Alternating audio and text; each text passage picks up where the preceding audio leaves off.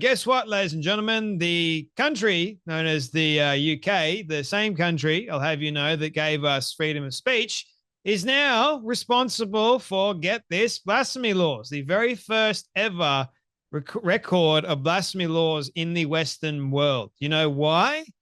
Because a protester who burned the Quran outside a Turkish embassy in London has now been found guilty of, you guessed it, a hate crime. This is honestly insane. A man that burned a book has been accused of a hate crime because that book happens to be the Quran. The same Quran, I'll have you know, that talks about ending the lives of infidels, ending the lives of you and I, because we're different to a Muslim, ending the lives of non-Muslims. Same book that talks about it's okay to R-word kids because guess what? It's known as haram or whatever it is.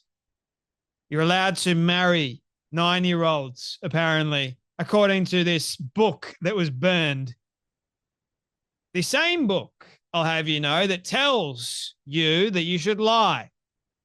A good Muslim will lie.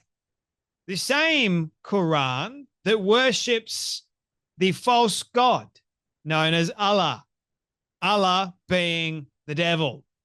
This is the same book, ladies and gentlemen, that Muslims defend vehemently, that if you were to talk negatively about it or even burn it, they will come after you.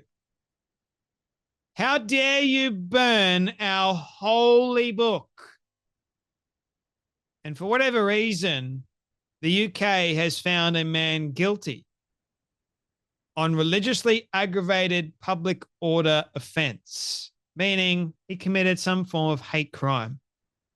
It was a religious hate crime, ladies and gentlemen, that this man committed in front of the Turkish embassy in London. Hamit Koskum was convicted at Westminster Magistrates Court earlier this afternoon following the incident on February 13th. Koskum, 50, shouted, "F Islam," and Islam is a religion of terrorists, as he held the flaming Quran aloft in Rutland Gardens, Knightsbridge, London. Giving his verdict, District Judge John McGarver said, "Your actions in burning the Quran were highly provocative, and your actions were accompanied by bad language, in some cases directed towards the religion, and were motivated at least in part by hatred of followers of the religion." So yes, because your language was so foul towards this religion, you're saying F Islam and F the Quran, because your language was so bad and you were highly provocative, you were involved in a hate crime of a particular religion that we now protect so vehemently. And because you're involved in this, you are now guilty and going to be sentenced. You committed a crime. He was fined £240 and slapped with a statutory surcharge of £96. He shouldn't have been charged with anything. He shouldn't have even been arrested, for goodness sake. Now, this man is obviously going to be, his name is out there, his face is out there, so Muslims know who he is. Pray for his safety. He said his conviction was an assault on free speech and would deter others from exercising their democratic rights. He is 100% right, my friends. The same country that gave birth to democracy and freedom of speech is the same country that, you guessed it, destroyed it. By creating these blasphemy laws and by actually giving him a penalty. Not only that, but arresting him and then charging him as well. All for exercising his right to free speech. And also, more than that, he was right about everything he said and what he did.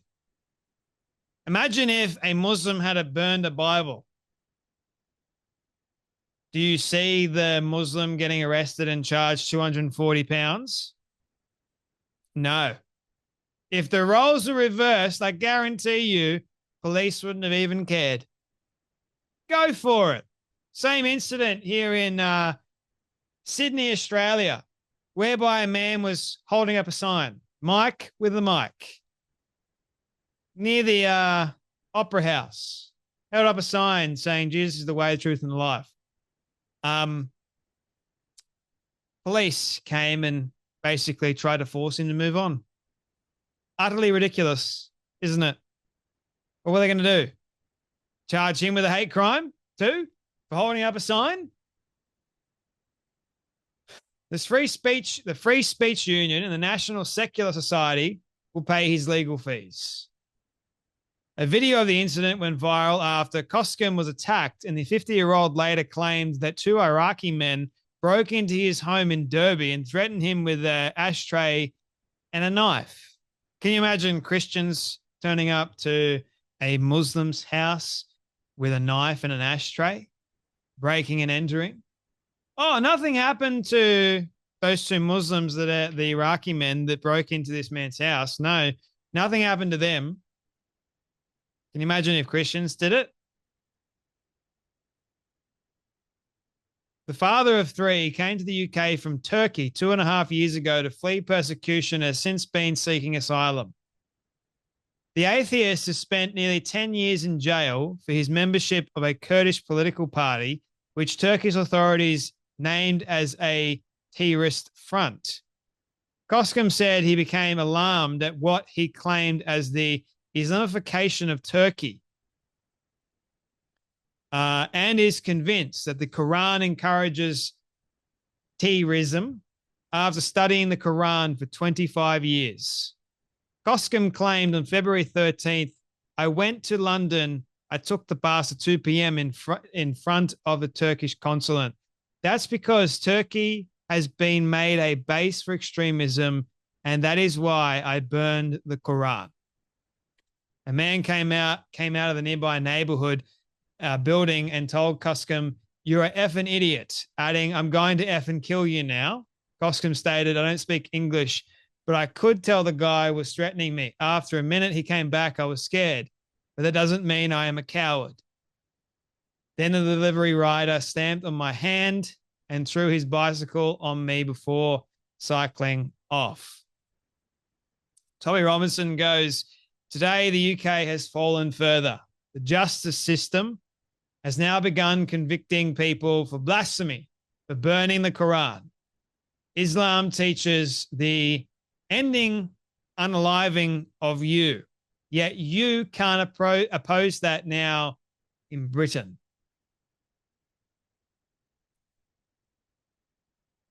Sydney Watson goes, dude burned a book. Western countries must stop bending over backwards to accommodate this desert death cult. I couldn't agree more. Why are Western countries bending over backwards and making it a utopia for this death cult? Doesn't make sense, does it? And it should stop, shouldn't it? This man who burned the Quran did the right thing. In the eyes of freedom of speech, he had a right to. But more than that, in the eyes of what's moral and what's good, did the right thing. Anyway, that's enough from me, but you guys take care, be blessed, and I'll see you all in the next video.